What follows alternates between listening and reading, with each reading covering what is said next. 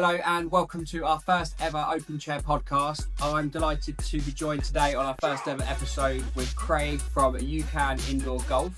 He's here to talk to me about the good, the bad and the ugly with running a small business. He's here to talk about his journey from being a pro golfer to what he's doing now. And yeah, he's just here to talk about his experiences. So, welcome, mate. Thank you, mate. Thanks for having me on. Thank you. So yeah, talk to me about your journey, what's brought you from where you are now to... Do you know what I mean? It's been a big journey, right? I mean, I came from, first things first, I've been in the industry now for about 15 years. But I had no intention of actually being in this industry. So from a kind of very young age, at 14, I wanted to be a Taekwondo Olympian. And that kind of got me, served its purpose up to around about the age of 14, 15. Yeah. And then I kind of fell into golf through my parents, and then turned pro at 20. And I think kind of what I'd learned in my Taekwondo allowed me to kind of get the reps in consistency and hard work that I needed to do that. And then when I played then on tour, which I did for a few years, which was great. And obviously I think you know as well in your kind of past, it's very hard to compete at a professional level, certainly for a long time. And then, I kind of like got into coaching through the PGA, so I did my PGA qualification. And then started coaching at the local driving range. I was there for about 5 years. So did you only play golf for 6 years? No, so I started at 14. And then turned pro at 20? I turned pro at 20. Yeah, wow, so it was a really quick transition. Yeah. As I say, from the Taekwondo days, I was just hooked. So it's about discipline and things like that. Absolutely. So that Like my half terms were filled with just going to the golf course and just doing 12-hour days. Right. And then wasn't interested. I was quite introvert at school. I wasn't a team player. Yeah. And I think my father as well at the time was working 2 jobs, and I think that was to obviously provide financially for like me and my sister and for my mum and to give us things that we wanted in life. And I thought, well, he's out working hard, I need to too. Yeah. So, but it wasn't until like 16 when I was thinking, okay, what am I going to do when I leave school? Again, I didn't really want to kind of get into the apprentice side. I didn't really kind of want to work for anybody at the time. Yeah. And I was like, I wonder if I really kind of like knuckle down with my grades and my golf. I wonder if I could do something in golf. And by 17, I was going to golf college. So, It's amazing, isn't it? yeah, It's so it quick. came really quick. I definitely think it helps what you learn through your parents. It 100%. helps your mindset. My dad was a farmer. Yeah. He worked 7 days a week. Yeah, so And you get it. you just, you grow up with that mindset, don't you? That 100%. it's this work. Different generation, I think, now. I think we're having to find that balance between how do we work, how do we provide, how do we do all the things that we have to do. Yeah. But I still think that's similar to me. It's ingrained in us, isn't it? Totally. Yeah. So, if you don't mind me asking, how come you're not kind of on tour pro golfing, and what's kind of brought you to doing what you do today with your business? It was quite a simple process, really. I think I played obviously on tour. I played at different regional events and open qualifications, and every year the standard just gets higher and higher. And you kind of reach a point, I think I was like mid-20s, and I was like, I don't know how much more I've got in me to keep going. There's only so many hotels you can stay in. That travel. There's only so many times you could be away from family, and the pressure on it. There's a lot of pressure when you're playing with people's money. You have somebody to answer to, a management company, and sometimes you can be doing, I was putting in like 8-10 hour days. I was driving to Bournemouth, seeing my coach half day. Yeah. Then go to the event feeling confident, then you get an afternoon draw, you miss the cut, and then it's like you restart again. Is that tough mentally? Yeah, it's mentally tough, and it's physically tough as well when you go in here and going there and you're doing long car journeys, and sometimes you just sit there and be like, I wonder what, you see your friends going out and about or doing this, and you're like, okay, when do I start living? Do you know what I mean? And to be honest, at the time, my friend and mentor, Robert Rock, who's on the European Tour or DP World Tour, he beat Tiger in 2012 at Abu Dhabi. So he was a real big part of, I suppose, like the next journey for me. And he was like, you can still be like a really good coach, doesn't mean that you've got to play. That's the end of your journey. And I think through my struggles of playing, I think that's what actually allowed me to then do my next bit of my career. And then when I met my now wife, I was in Birmingham at the time. She was down in Harrow.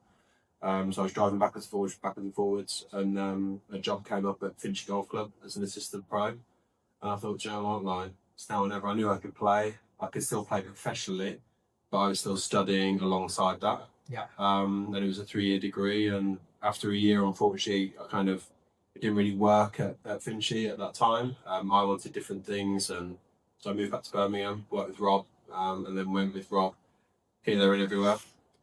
Really learned from the top, and then I came back down when I was fully qualified and got a job at the local driving range, A1 driving range in Bournemouth. Right. Yeah. What's been the biggest struggle in, I suppose, not even in just in business, but in golf? So from 14 to now, what's been the biggest struggle, would you say? Playing wise, Yeah. I would say it's being able to have the full package. Right, okay. You can't just be good at one specific thing. That's what makes the top. That's what makes the top of the top. Right. Yeah. And everyone obviously, look, they come to me nowadays, and even me nowadays, in life, we all have to be more consistent, right? Mm-hmm. If we want consistent things, if you want consistent finances, if you want consistency to be healthy and fit and strong, you have to show up. Yeah. And the thing is, with golf, you can't now, with countries such as like the States, and like the Netherlands and all China, all these different countries have different ways of training. And we are massively behind those countries because of their facilities that they have, the weather that they have.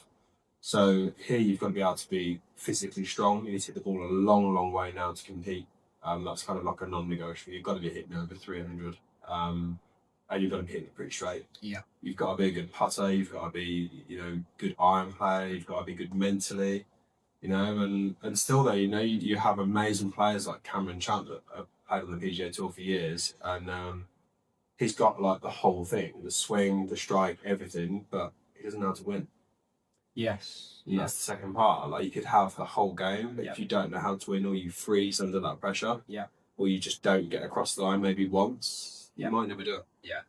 Football is my sport, and you think about Ronaldo and Messi, that mentality for 20 odd years, it's crazy, isn't it? So they've devoted their life, haven't they, to 100%. to being the best, and that's what separates good from great, I suppose, isn't it? So, who do you think, Ronaldo or Messi? Ronaldo, I mean, I'm Man United, aren't I? Yeah.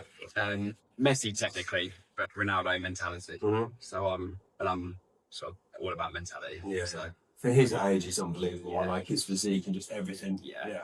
Totally. yeah, like you'd pick up a golf club and he'd probably be quite good at golf. Yeah. If you give him a year practicing golf, he'd probably be the best golfer in the world. That's sort of like, Yeah, is that mentality? Yeah. You're right.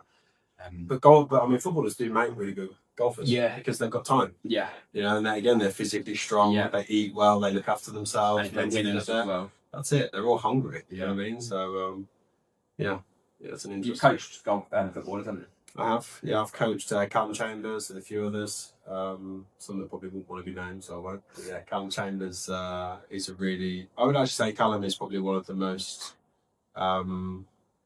physically capable golfers I've seen. Really? Yeah, that guy can send it. He's strong as an ox. But again, with Callum, he's just like so chill. Just like one of the guys. Yeah. He's one of the nicest guys I've coached, and I wish him the best with his career because. He's a good guy, and obviously after he did his ACL, it's kind of he's done well to come back, and hopefully he's still playing. I've not spoken to him for a while, so yeah. So where does your career bring you to now in terms of, I'm pointing over there because so Craig's unit, his indoor golf unit is a neighbour of ours on our industrial estate.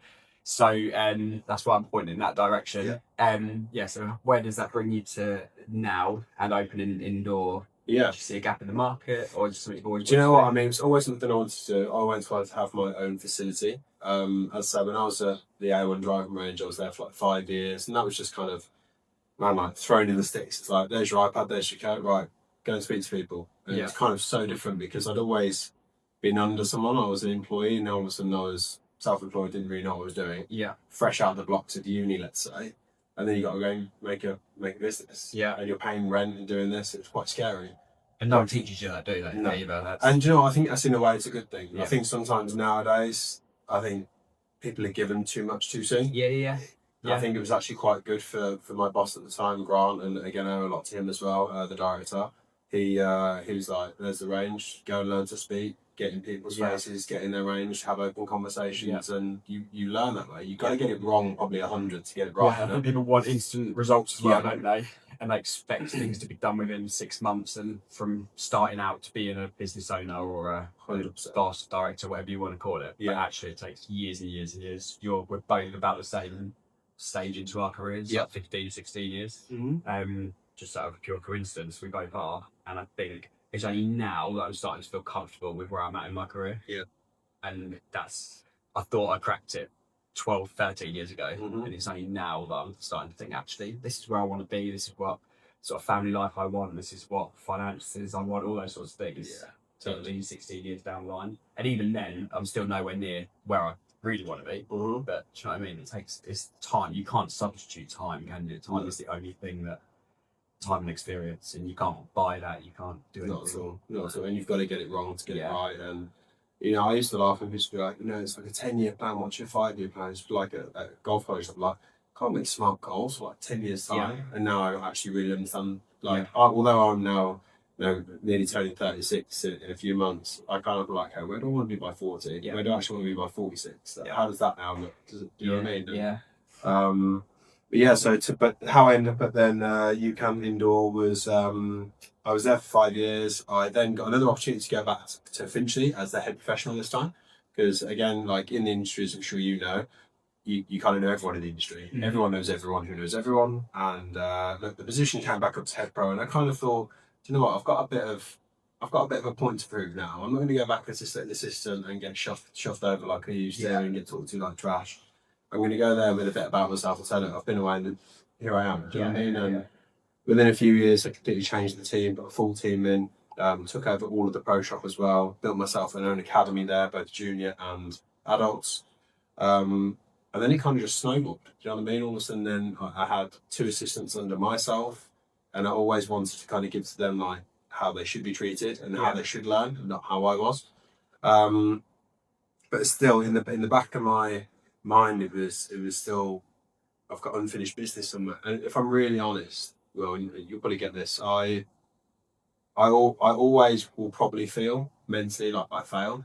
Yeah. In my playing. Yeah. Do you always strive for more than what you? Yeah. And unfortunately, it's a bad trait of mine. And sometimes if I'm going to do something, even the wife says sometimes, she's like, you just obsess about doing it. Yeah. And the thing is, because in the back of my mind, I've still got that kind of little chin that says, you failed at your playing. Yeah. It's kind of like I've always got a constant point to prove. I just can't accept it and move on. Yeah. Totally relate to that. Yeah. So when obviously this opportunity came up here, I was like, look, it's never going to be a good time. You don't know what's around the corner with health and COVID, look how that happened. I just thought, you know what, let's just do it. Let's just make the dream come alive. And to be honest, it was like the toughest thing I think I've ever done. Yeah. To run a full-time business, have another business down there as well, then have wife, the children, a newborn baby, and then try and then be here to build and set up. And then again, try and put a team in, but then also all the back admin of it. It's been, I think that was where we first started having proper conversations. Right? 100%. I put a video up on Instagram, didn't I? Like how I was trying to juggle everything. Because I was doing the build here about 6 months before you. Yeah, that's it. And trying to be in 3 places at once, home, my other salon, this salon, the salon we were operating in before moving here. And the same thing. It was just like, I don't know where to be for the best. Yeah. And wherever I'm not, I'm failing those people. Yeah, exactly. Wherever I am, I need to, and it's just a constant mind battle. And that's what sparked that first conversation. Yeah, you were like, didn't you? Yeah, I'm with you. Yeah. And you know what, I don't think many, I mean, this is seen now about like guys with mental health and stuff. And, when people say I think that they need to chat, it doesn't always mean that you got to chat because you feel crap. No. It's actually just like you sending that post made me feel like, you know what, I'm not actually the only person. Yeah, initially it wasn't even a chat, was it? You just sent me a message saying, I'm with you. Yeah, I've got and you. I was like, right, yeah. I'm not the only one. 100%. And obviously then it led to chats and what have you. But yeah, absolutely. It was just, right, I'm not my own here. Yeah. And even the little things like sometimes maybe like, you're right, like, how's it going? Just even sometimes like a little, I've got you if you need me, just shout me. That can really like uplift someone at the right time and the wrong time. Do you know what I mean? So yeah, there's no one else's job to actually get what you're going through, but just to know that other people are there is it's important. And it's I think as a business owner, I've always said this. It's really lonely. You can relate to other businesses and other people and that, but when you're living in this little bubble, we were just chatting a minute ago, weren't we, about 10 o'clock at night, you open up your laptop and that's when you start your work. No one sees that, do they? No. No. I still now will feel guilty. Rosalie will say to me, "Oh, do you want to go for some breakfast?" I'd be like, "Well, no, because I should be working." But then I was up till 2 o'clock the night before working. Yeah. And you constantly feel guilty. You constantly feel all those negative things. Yeah. But there's so much positivity that goes with it. Yeah. And you have to try and think of the positive things because that's why you do it. Because that's the thing. I mean, you certainly don't do it in the short time. You don't do it for the money because there's a lot being taken away from you. Yeah. So you have to do it for other reasons. And it's like we bumped into each other on the school run this morning, didn't we? You think, if I can drop my kids off at school and if I can do those sorts of things, then that makes it a bit more worthwhile. Yeah, it's a mini win, isn't it? Yeah. Yeah, mini win. Yeah. I remember years ago as well, I don't know if you've ever heard of him, I used to follow a guy called Eric Thomas. No. He's a motivational speaker in America, Right. really, really famous guy. And basically, simple guy, like homeless on the streets, kind of wanting more from his life. And now he's kind of probably one of the biggest motivational speakers in America. Right. Goes to campuses, gets kind of the graduates to be motivated for their next spark in life. And anyway, an opportunity came, I think it was just before COVID hit, and he was coming to London. I was like, do you know what? I don't care how much it's going to cost me. I have to go. Yeah. And I went, and it was probably still to this day like one of the best experiences I've done, because he basically was just saying like, what's your why? Yeah, yeah. What is your why? And when you actually sit there and you think, it's kind of like, what is my why? And like originally back then it was kind of like, oh well, it's me now. I've kind of failed playing this, but now when kind of the children came along, my why is them. Yeah. Even though sometimes we might not.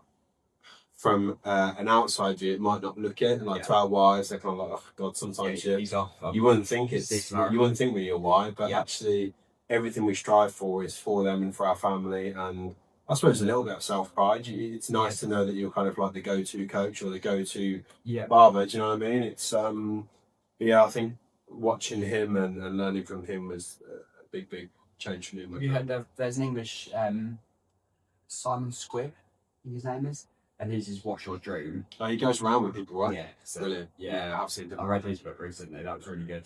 It's the yellow one, right? Yeah. Yeah. Yeah. Yeah, It's the same sort of thing. It's you have to know the end goal because everything in between won't come unless you know the end goal. Yeah. It's the same sort of thing. And it's amazing how many people have a dream. Yeah. And originally, like, they were a bit shy on camera, and then when they release it, but then as soon as it's like, right, well, that's doing, how you doing it? Yeah.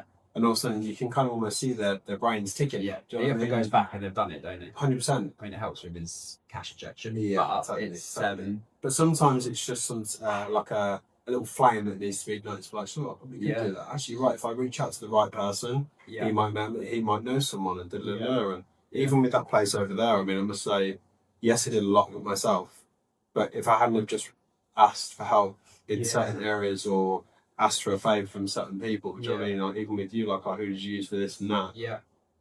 That's how you've got to do it, right? Absolutely, yeah. Yeah. How do you manage your work-life balance? How do you balance business, life, family, and everything? I probably don't. Yeah.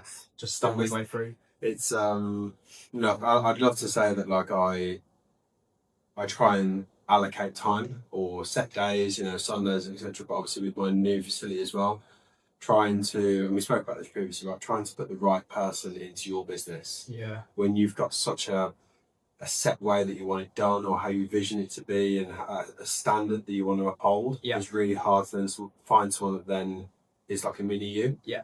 Especially in the early stages when it is about standard. Absolutely. And even the same with my crew down at Finchley, right, they're the same. It's kind of, they know the standard now and it definitely takes the pressure off of me. But trying to balance one site down there, this one up here, and then all of like the admin that then comes through. When I'm coaching on the mat, I've got 11 hours worth of admin to then get back to. And I think a lot of people kind of think, you finish at 10 o'clock or, you finish at 2 o'clock in the afternoon. It's like, I do, but then my work actually then starts again. Yeah. Do you just think people literally don't see that? I think they don't understand it. Because if you're an employee for a company, you work 9 to 5 or whatever you may do. But I also think it's not their job to see it as well, is it? I spent a lot of my career trying to justify leaving at 3, doing the school run, doing this, doing that. I actually think it's actually no one's job to see that side of things. Do you know what I mean? Totally. Totally. It's as long as, I would say, as long as this place and my other shop, as long as there's stock, staff are happy, got clients coming through the door, new clients coming through the door, as long as all of those things work, it doesn't really matter where I am or what I'm doing. Correct. As long as everything ticks over and the standards are really high. 100%. But I spent a lot of years justifying what I'm doing to a lot of different people. Yeah. And I was trying to people please a lot of people, and the only person I wasn't pleasing was myself. Yeah. And as soon as I changed that and was like, actually, I need to do some stuff for me, Mm-hmm. I'm a lot happier, the team a lot happier, the businesses work better. Yeah. So it took a lot of mindset change that, because I'm a bit of a people pleaser. Yeah, totally. And sometimes having the strength, sometimes to actually say no. Yeah, It's so hard. it is. Yeah. You know, oh, can you just get me in tomorrow at 9? It's like, oh, you know, I'm getting home at 11. Like, means I've got to get back at 5:30 to get in. And previous days, I'd be like, yeah, like, don't worry, at the sacrifice of my own sleep, health, family. Yeah. And now I'm kind of like, no, that doesn't really work. It's definitely like a business versus reality type thing, isn't it? People see you might drive a nice car, you might wear nice clothes, it's just not like this. Every day's a battle, isn't it? 100%. It's a privilege, and then, like I'm sure you're saying, we wouldn't change it for the world. No. And I certainly I couldn't work for anybody else. No, myself. Yeah. I couldn't work for me. No way I'm gonna work for me. But it is a privilege, and I wouldn't change it. And what we're building, and I love my team and everything. Mm-hmm. But at the same time, I think people just don't see the other side. Yeah. And it's important for people to see that side, but I think people need to recognise that you're human as well, with limits, and we all reach a limit, and I think it's the reality is different, isn't it? Yeah, definitely. Yeah, I think when people say to me, God, like, you know, you're doing well, it's kind of like, yeah, but you don't see what I do in the background. I've been doing this kind of grind for 10 years, 11 years. I'm always trying to think of like the next thing. And it's hard. It's hard. It's really hard. If it was easy, there'd be a salon. Everyone would do it. Everyone would have their own salon. Yeah. Everyone would have their own golf range. Everyone would have their own landscaping, whatever business might be. Mm-hmm. I just saw a tree, that's why I said landscaping. There's one of them, there's a tree. Yeah. Good plug. Yeah. So the business is hard, and that's otherwise everyone would do it, wouldn't they? Yeah. So it's I think it's important for people to recognise that there's a human behind that business. We're very lucky. We don't really get people messaging us saying moaning and groaning and things like that. Touch wood. Yeah. We're lucky like that.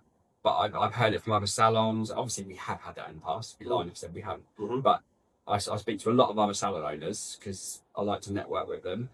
And some of the way other clients speak to, I just think they get a human behind a business. Yeah.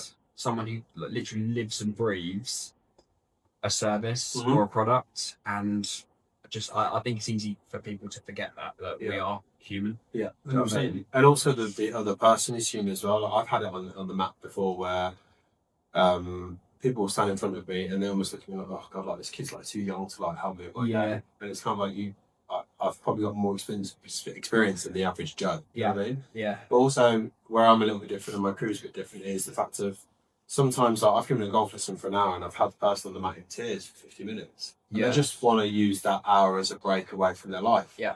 And they just want to talk about what's going on. And sometimes, although I'm a golf coach, so I'm like a mentor and on this and that, and all these different kind of Medusa heads that sometimes I have to have. And we're like chameleons, aren't we? Yeah. You know, to the builder, it's a bit more like, what's that? And like to little old kind of, I don't know, like Lacey or whatever, and it might be, it's kind of like a lot softer tone and, you know, putting your arm around and saying, it's okay, like, this emerge, you know what I mean? Like, and I think that is also a trait that can't just be taught. It's something you have to learn, and you have to deal with people's emotions, because as you said, we're human, and I've said it on the map before, you know, I'm only human, I'm not a robot, I can't physically just make you better at golf. You've got to want it as much as I want it for you.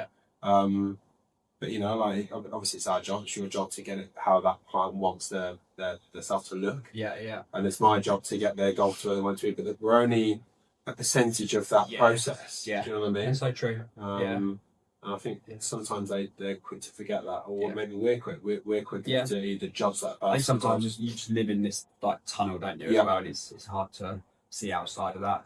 It's important actually to strip it back and actually say, what do I do? This is what I do. I think day to day, it is easy to forget what you do for a job.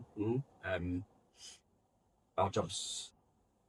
I speak for myself actually. I can't speak for you. My job's actually quite simple. Like from the hair stylist point of view, and actually, especially from the business point there, the business has to generate more money than it takes. And the clients, as a stylist, I have to I have to listen to them and give them essentially what they want. Break it down, it's actually quite simple. I think we overcomplicate things along the way. And what I do, definitely overcomplicate things along the way. So that's... And then you worry about them what people like really think. Yeah. Do you know what I mean? And I think the world of social media as well has also made that a lot harder. Yeah. Because social media is great for businesses. It allows us to grow, allows us to outreach. Yeah. But also we feel like we're probably more judged. Yeah. Sometimes we worry about kind of what we put out when we put it out as comparisons, or him up the road does this and you do this, and so I think there's positives and negatives to that as well. Yeah, absolutely. The social media likes that. I've got a love-hate relationship. I love it because without it, I wouldn't be able to spread our message as such. But I hate it because it can consume you, can't it? Yeah. And I think you have to have the know-how to be able to say, I'm turning this off now, I'm not listening to this, I'm not doing that. And but yeah, in terms of like competition, I've always said this, there's plenty of hair salons, there's plenty of golf clubs, there's enough of business, there's enough people to supply the business. 100%. And if there's 10 salons within a 5-mile radius of us, I think that's a good thing, not a bad thing. We'll try and do something slightly different, and I've always said that's a good thing. I'd rather have 10 within a 5-mile radius than 2, us and someone else, because then it's us versus them. Yeah. I've always said that.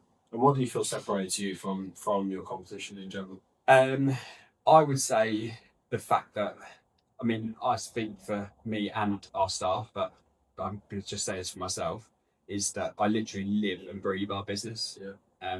I think about it almost 24/7.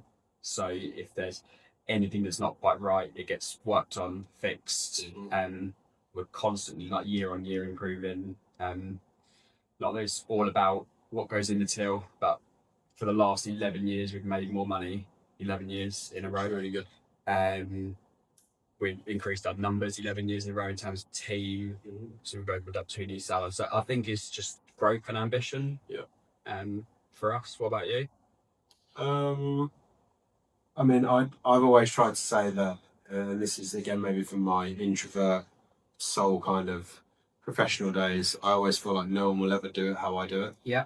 Like if you come to UCAN Indoor, if you come to Finchley, and you come like, you'll experience something that you won't experience anywhere else. Yeah. Like, although yes, there is the kind of side of like the golf coach that's there to get you better, you'll also have an experience that you won't get anywhere else. Yeah. And it's not only just you hitting balls, it's the experience of like over there, like we crank the music up, it's chilled. You know, it's kind of the guys are looking out for you. It's about having a conversation. It's not right in, hit your balls, right, come on mate, it's 10 o'clock, you got to leave now. It's kind of like, oh, you know, stay on, like do some partying, like how's your family? It's about building rapport and just being personal. I want my facility or facilities to be, that's the kind of place I want to go to, because it's the same all the way around. So I would say, like you said, there's hundreds of them indoor places in Central. They're definitely starting to outbranch. They're certainly outbranching all around the world. But how do you kind of stand out? Well, mine's not just an indoor golf place. It's a facility, it's a practice facility, and if you come, then you're coming because you want to get better at golf. So and we do it very different to the average Joe. I think you've got to make a bit of a family, haven't you? And a family feel. If it's a family business, if you're going to go home and your wife's going to say, how are you feeling about if it's a family business, then you've got to make the client part of your family. I think. A community, right? Absolutely, yeah. I think that's crucial. I'm sure you have a community here where kind of people know each other, and I think that's crucial. Yeah. I think it's crucial for business. I think it's crucial for us as like owners. Yeah. Do you know what I mean? Because you then start to see that same person build that rapport, and even sometimes like you remember that one of them, for example, has been on holiday 4 months ago to Thailand. It's like, where did you go in Thailand again? It's like, how does that guy remember that? Yeah. That's kind of what I feel like I'm good at. Yeah. Do you know what I mean? Absolutely, yeah. I was going to ask you what you're working on now, but I've just seen you for 6 months. Blood, sweat and tears on your shop. So I know you're not doing any more building work for a little while. No. No. But I suppose business-wise, what are your plans? Like, who knows with me? It's kind of like that now that I want to set up. Will I try and franchise it? Maybe will I try and go another site somewhere else? Who knows with me? I would kind of treat that now as like my own personal baby though. Yeah. Where I feel like I can give a lot of energy to how I want it kind of done. Yeah. And if that then starts to take off, and I potentially think that there's space in the industry somewhere again in the UK or abroad, then would I say no? Probably not. Dubai would be nice, wouldn't it? Dubai would be nice. Yeah, I mean golf's booming out there, but yeah. For right now, I'm happy. As I've got my team down in Finchley, that kind of like does the thing. I've got a good client base down there that I'm happy with, and then up here now is like my baby, so I'll just take care of that. And yeah, no real plans. Yeah. Certainly no more paintbrushes for the moment. That's it. I can relate to that 100%. Yeah. Rose has actually said I'm not allowed to open a salon for another couple of years, just because I was a bit stressed last year, should we say? So yeah, Divorce job. Yeah, so yeah. I've got 2 years of, but then if I drive past the shop and I'm like now. Yeah, it's quite nice. It's a good location. Yeah. I should grab my face in the car and like, but no. Definitely grow the two that I've got, get them at full capacity, and then see what the future holds after that. So just remind everyone where they can find you. So you can find me at Finchley Golf Club, where I coach there for the time. So I've got again my full team down there. UCAN Indoor Golf, which is on Kingfisher Park, Unit 9. And on Instagram, it's ucan.indoorgolf. Cool. So if you know where we are in Unit 2, you would just drive past us, turn right, and then Craig's unit is just up there in the corner. It's a really, really nice looking shop. So please do head down and go and have a look. Check him out. Follow him on Instagram. Obviously, he'll be tagged in our Instagram stories following this. So yeah, please do give him a follow and share all of these posts as well, because this is the idea of these videos, is that we create a little community of local businesses and we're all here to help each other out and give everyone a little shout out, really. So thank you all for watching. This is episode 1. I'm sure there's things that we can work on and things that we can do, but it's been great. Yeah, man, it's been really good to have a chat and talk about the things that no one else talks about, really. And I think that's really important. So thank you, and we will all catch up with you very, very soon. Cheers, guys. Take care. Cheers, mate. Thank you, bro. Thank Pleasure. you. Appreciate that. No problem at all.